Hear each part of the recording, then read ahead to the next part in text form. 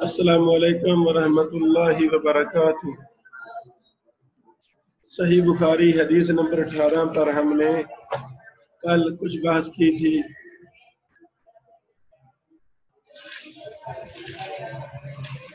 اس حدیث کے متعلق کچھ اور باتیں فقہ المحدثین کے متعلق آ رہی تھیں، وہ آج ہم شیئر کرنا چاہتے ہیں انشاءاللہ العزیز۔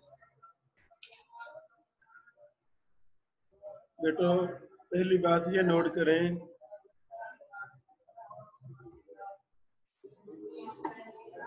شیخ ضیاء الرحمن العظمی حافظہ اللہ نے اس مبارک حدیث کو الجامع الکامل حدیث نمبر 8644 میں ذکر کیا ہے۔ 8144 میں۔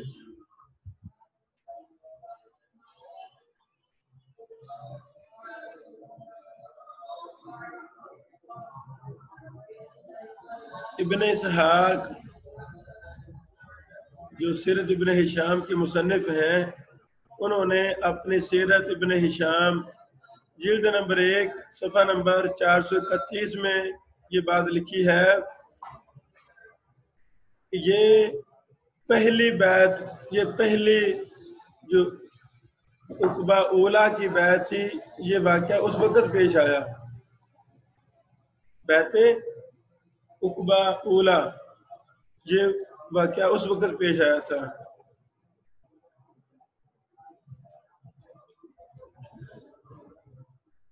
لگی سمجھ؟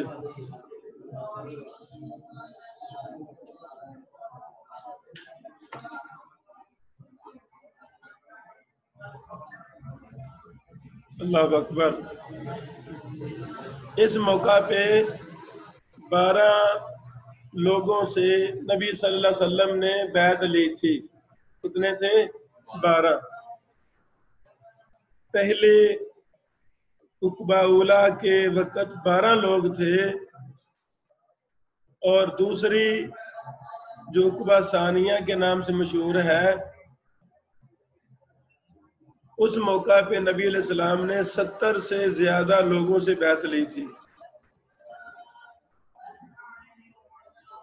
وہ 12 لوگ اسد بن زرارہ، اوف بن حارث، معاذ بن حارث، رافع بن مالک، ذکوان بن عبد قیس، عبادہ بن صامت، ابو عبد الرحمن، یزید بن ثعلبہ، العباس بن عبادہ، عقبہ بن عامر، قطبہ بن عامر، ابو الحیثم بن النیحان، ان کا نام مالک بن اوس تھا، اور اویم بن ساعدہ۔ اللہ اکبر۔ میرے پیارے بیٹو، یہ 12 لوگ تھے۔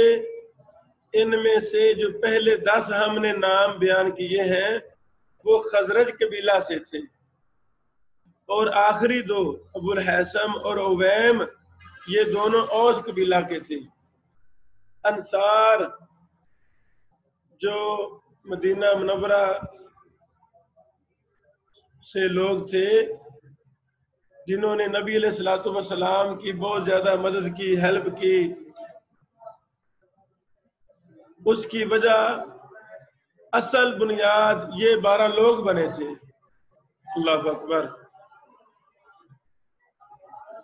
ان 12 نے عقبہ نامی جگہ جو منا کے قریب ہے، وہاں رسول اللہ صلی اللہ علیہ وسلم کی ہاتھ پر بیعت کی، اسلام قبول کیا۔ ان مبارک عظیم اور مبارک ہستیوں نے مدینہ میں جا کر رسول اللہ صلی اللہ علیہ وسلم کی دعوت کو پھیلایا، عام کیا۔ اس کے نتیجہ میں اگلے سال 70 سے زیادہ لوگ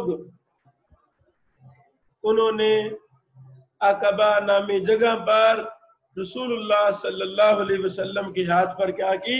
بیعت کی۔ یہاں سے تحریک اور آگے بڑھی۔ اللہ اکبر۔ اسلام کے غلبہ کے لیے مخلص لوگوں کی ضرورت ہے۔ ایک مخلص کروڑوں اربوں منافقوں پر حاوی ہوتا ہے. ایسے نا جب بھی کوئی تحریک کامیاب ہوتی ہے اس کے پیچھے مخلصین کا ہاتھ ہوتا ہے.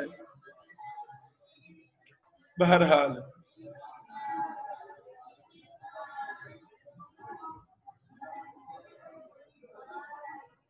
اللہ اکبر. مصعب بن عمیر رضی اللہ تعالیٰ عنہ کو یہ ان کے ساتھ بھیجا تھا. کیوں بھیجا تھا؟ ان 12 کے ساتھ بھیجا تھا. کیوں؟ تاکہ لوگوں کو جا کے دین کا پیغام پہنچائے. لوگوں کو جا کے دین کا پیغام پہنچائے. یہ الدلائل للبیہقی لکھ لیں، جلد نمبر 2 صفحہ نمبر 437 میں یہ حدیث ہے. جب یہ 12 لوگ مدینہ منورہ پہنچ گئے انہوں نے خط لکھا، رسول اللہ صلی اللہ علیہ وسلم خط لکھا، ان الاسلام قد فشا فینا فابعث الینا رجلا من اصحابک یقرؤنا القرآن ویفقہونا فی الاسلام ویقیمونا لسنتہ وشرائعہ ویؤمونا فی صلاتنا. اللہ اکبر. انہوں نے خط لکھا کہ اسلام ہمارے اندر عام ہو گیا ہے. اسلام ہمارے اندر عام ہو گیا ہے. آپ ہماری طرف ایک آدمی بھیجیں اپنے صحابہ میں سے جو ہمیں قرآن پڑھائے. سبحان اللہ. اور ہمیں اسلام کی سمجھ دے، اسلام کی فقاہت ہمیں مہیا کرے، آپ کی سنت کو اور آپ کی شریعت کو ہمارے اندر قائم کرے. اللہ اکبر. اور ہماری نمازوں میں وہ ہماری امامت کروائے. فبعث مصعب بن عمیر، تو نبی علیہ السلام نے مصعب بن عمیر کو بھیجا. اللہ اکبر. مصعب بن عمیر مدینہ منورہ گئے تو ابو امامہ اسد بن زرارہ کے پاس ٹھہرے. مصعب کا نام مدینہ میں المقری رکھا گیا تھا. یہ المقری صاحب ہے. اللہ اکبر. یہ ابو امامہ صحابی مصعب کو لے کر انصار کے محلوں کی طرف جاتے تھے. یدعوہم للاسلام، وہ ان کو اسلام کی دعوت دیتے تھے. اللہ اکبر. آ جاؤ کلمہ پڑھ لیں، مسلمان ہو جائیں. جو مسلمان ہو جاتا اس کو مسائل سمجھاتے، دین کی فقاہت قرآن و حدیث پر مشتمل لوگوں میں عام کرتے، لوگوں کو مسائل سمجھاتے. اب آپ نے نماز ایسے پڑھنی ہے وغیرہ وغیرہ. یہ کہاں روایت ہے؟ الدلائل للبیہقی جلد 2 صفحہ نمبر 437 میں.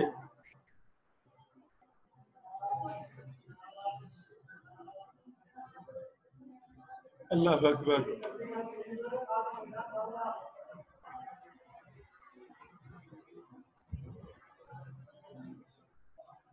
جو ہم نے حدیث پڑھی حدیث نمبر 18، اس میں بیعت اولا کا ذکر ہے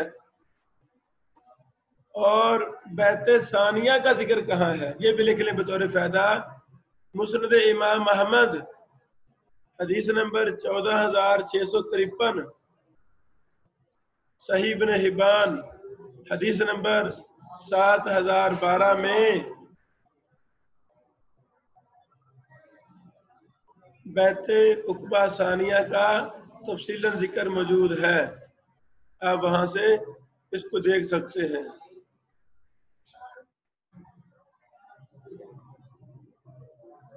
اللہ اکبر.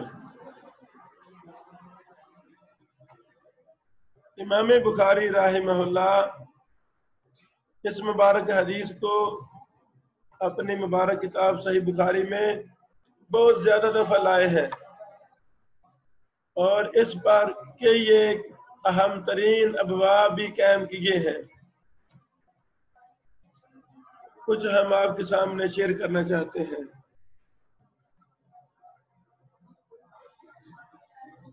کتاب الایمان میں اس پر کوئی باب نہیں کیا، قائم نہیں کیا، بلکہ لفظ باب لکھا ہے، آگے اور کچھ چیز لکھی نہیں لکھی۔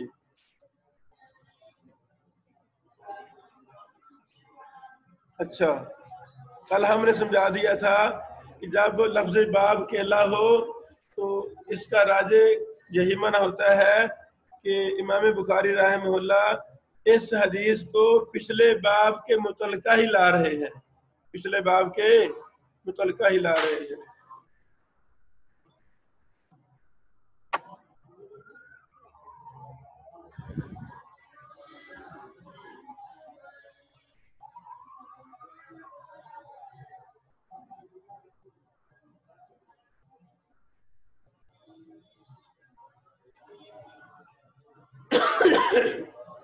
اللہ اکبر۔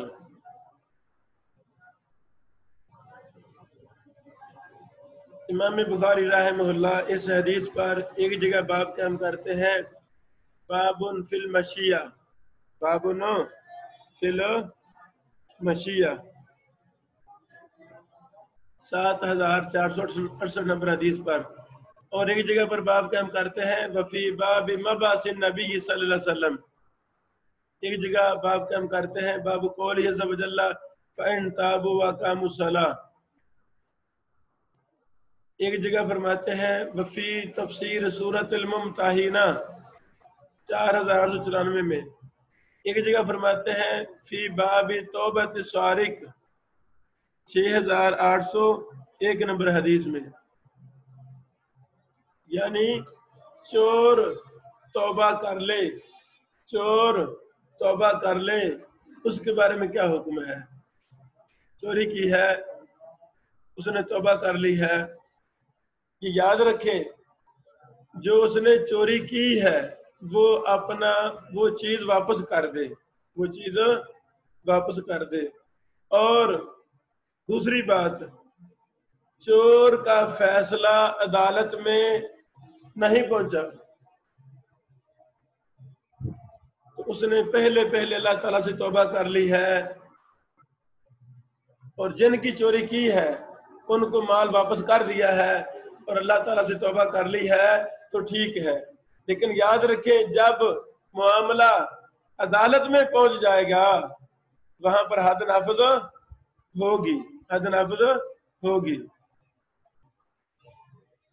ایک جگہ باب قائم کیا امام بخاری رحمہ اللہ نے وفی باب بیعت النساء، عورتوں سے بیعت لینے کے والا سے 7213 نمبر حدیث پر، ایک جگہ باب قائم کیا ہے باب من شاہد بدرن، جو بدر میں حاضر ہوئے 3999 پر۔ بہرحال بیٹو امام ابو عوانہ رحمہ اللہ نے اس پر باب قائم کیا ہے، مستخرج ابی عوانہ جلد نمبر 4 صفحہ نمبر 153، بیان الکبائر التی اذا ارتکبها المسلم فاقیم علیہ حدها، ان کبیرہ گناہوں کا بیان جن کا جب کوئی مسلمان ارتکاب کرے اس پر اس کی حد قائم کی جائے گی، وَأُوقِبَ بِهَا، اور اس کو سزا وغیرہ دی جائے گی، کانت کفارت اللہ، وہ حد اس کے لیے کفارہ ہوگی، جس کو حد لگی ہے وہ کیا بن جائے گی؟ اس کے لیے کفارہ بن جائے گی۔ سمجھ لگی بیٹو؟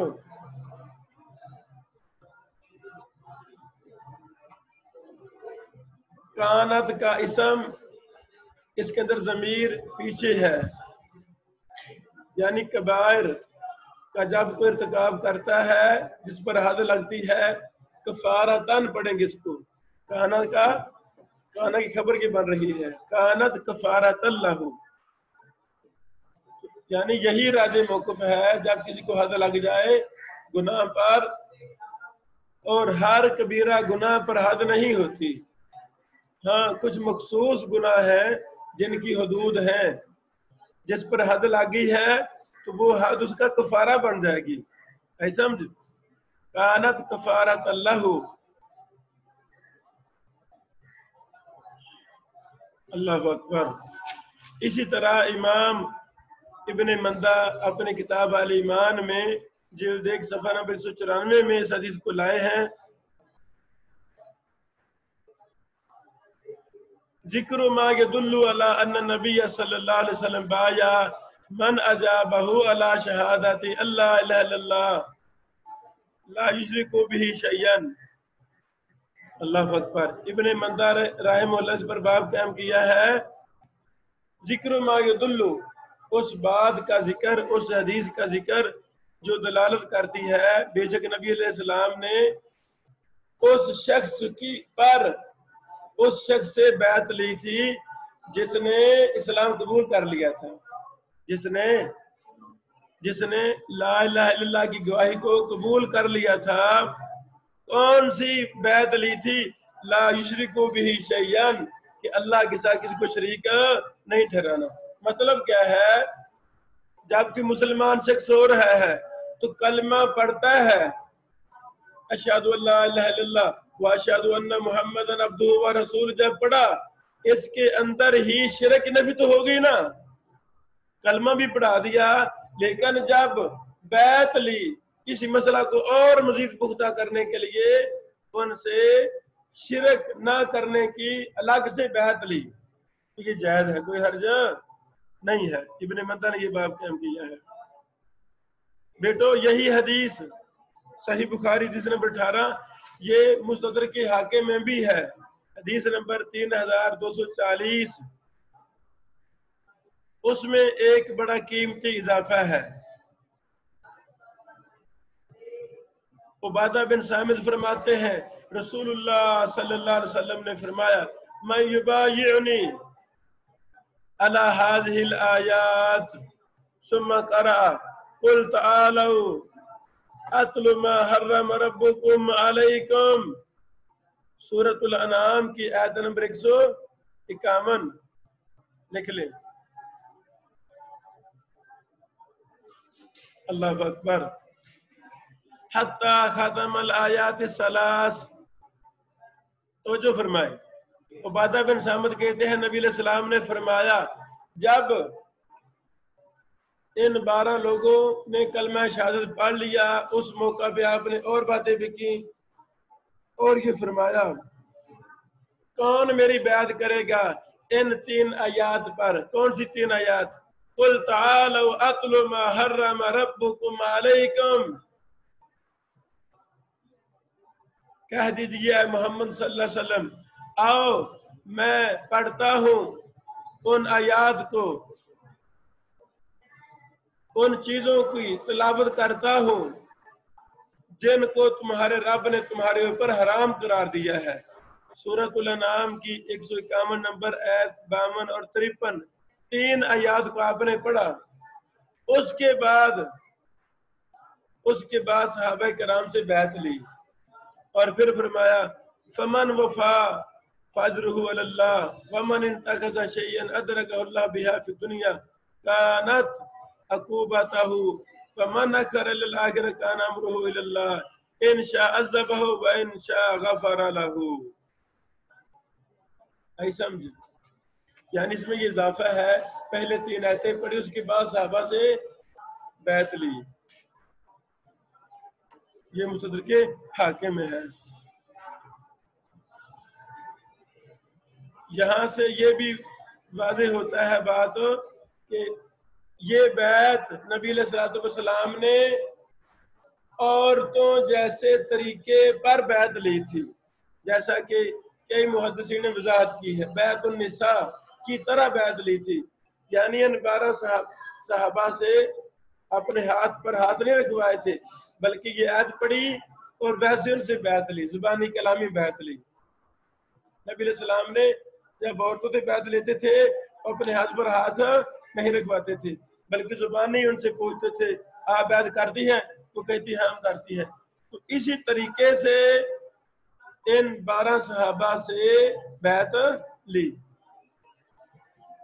ہے کہ سمجھو؟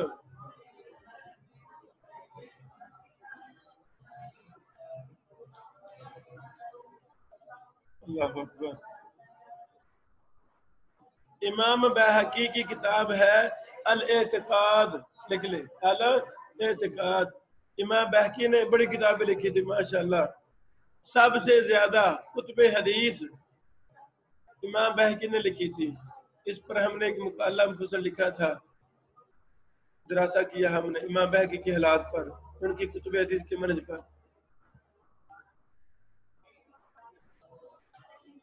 لکھ لیں الاعتقاد للبہقی، صفحہ نمبر 186. لمبا باب ہے.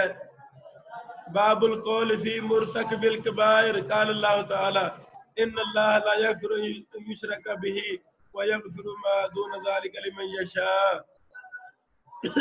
یعنی ما دون شرک لمن یشاء بلا عقوبہ.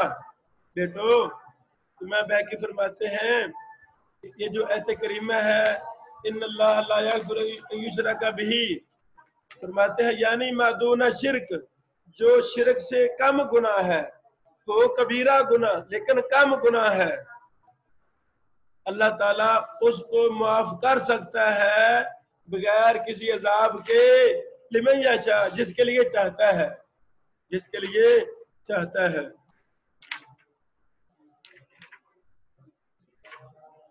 یہ آگے مفصل باب ہے، یہ آپ دیکھ سکتے ہیں الاعتقاد للبہقی صفحہ نمبر 186 میں.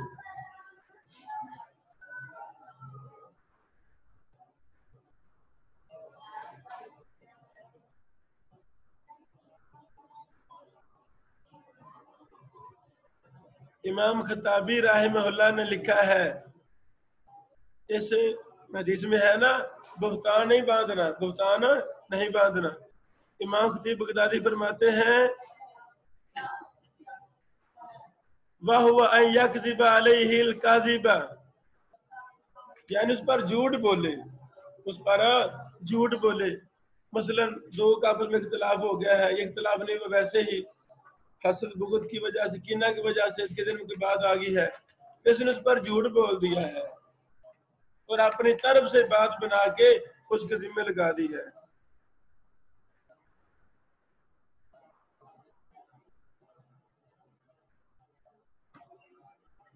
نہیں بیٹو، کسی کے ساتھ جو چند فوائد ہم نے مرتب کیے یہ ہمارے ختم ہو گئے. یعنی یہ بہت مبارک حدیث ہے امام بخاری رحمہ اللہ. اس سے ایمان کی مٹھاس کن کے مقدر میں آتی ہے. اس حدیث سے دو حدیثیں پہلے یہ باب قائم کیا حلاوت الایمان، پھر انصار کا ذکر کیا، انصار کے ذکر کے بعد پھر اس حدیث کو ذکر کیا. یعنی یہ 12 لوگ ان مقدس ہستیوں میں سے تھے جن کو اللہ تعالیٰ نے حلاوت ایمان عطا فرمائی. اور یہی منہج ہے مدارس کی کامیابی کا، یہی منہج ہے تحریکوں کی کامیابی کا. کوئی بھی آپ دین کا کام شروع کرنا چاہتے ہیں اللہ کی رضا کے لیے، اس میں اسی منہج کو اختیار کرنا چاہیے. جس علاقے میں، جس ملک میں، جس خطہ میں آپ کو ایک بھی ساتھی جاننے والا ہے، آپ اس کو وہاں کا مسئول مقرر کر دیں کہ بھائی جان آپ کام کرنا شروع کریں، ہم آپ کے ساتھ ہیں. ان کو تنخواہ دینی پڑے تنخواہ دینی شروع کر دیں، وہ انشاءاللہ آپ کی تحریک کو، دین کی تحریک کو بہت آگے لے کر جائے گا. اسی طرح اچھے ساتھی ملتے جاتے ہیں، دین کا کام ہوتا جاتا ہے. جس طرح ہماری ایک پراپر سوچ ہے، ہماری یونیورسٹی ہے، ہم اس کو تمام ملکوں میں لاگو کرنے کی ادنا سی کوشش کر رہے ہیں. اسی طرح جیسے جیسے ہم اچھے ساتھی مل رہے ہیں، ہم ان کی ڈیوٹیاں لگا رہے ہیں، وہ ہمارا ساتھ دیتے جاتے ہیں. اللہ تعالیٰ ہم تمام کو جزائے خیر دے. اس طرح روزانہ کی بنیاد پہ ہماری یہ تحریک آگے سے آگے بڑھتی جا رہی ہے. اللہ تعالیٰ سے کامیاب فرمائے. آگے ہم حدیث نمبر 19 پڑھتے ہیں۔ السلام علیکم ورحمۃ اللہ وبرکاتہ۔